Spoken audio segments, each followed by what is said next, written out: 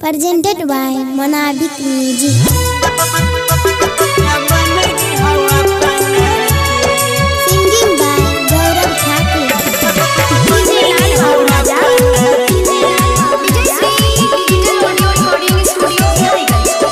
जोने दोसरा से मंगिया भरा के रानी तोरले सपना गे झूठे कहै रही लव यू तोरा मन री हो अपना गे मन री हो अपना गे कहे गई दोसरा से मंगिया भरा के रानी तोरले सपना गे झूठे कहै रही लव यू तोरा मन री हो अपना गे झूठे कहै रही लव यू तोरा मन री हो अपना गे Music by Saurabh Babu. मन री हो अपना गे तोरा बिन कटे रतिया गे याद आवे ससुरतिया गे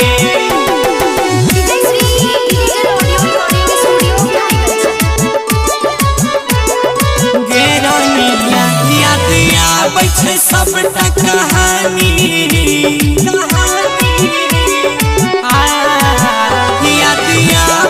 सबटा कहानी हमरा जबन रही तू रानी क्या दोसर मर्द दिल के हमर दर्द बधाई दिल गे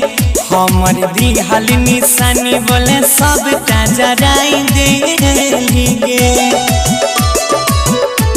कहे गई दोसरा से मंगिया भरा के रानी तोरले सपना गे झूठे कहै रही लव यू तोरा मन री हो अपना गे झूठे कहै रही लव यू तोरा मन री हो अपना गे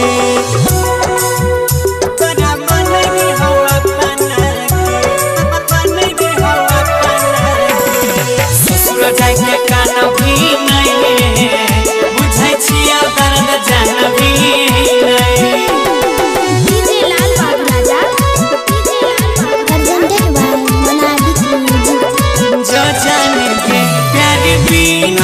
जीवन सुना हर जइया के प्यार बिना छै जीवन सुना दुख मिलता दर्द गुना कहो अंकित राकेश खुश रहे पाई भी नहीं सैया के संग तोरे चलते गलाल जाय छै गौरव जय के अंगे अंगे कहे गई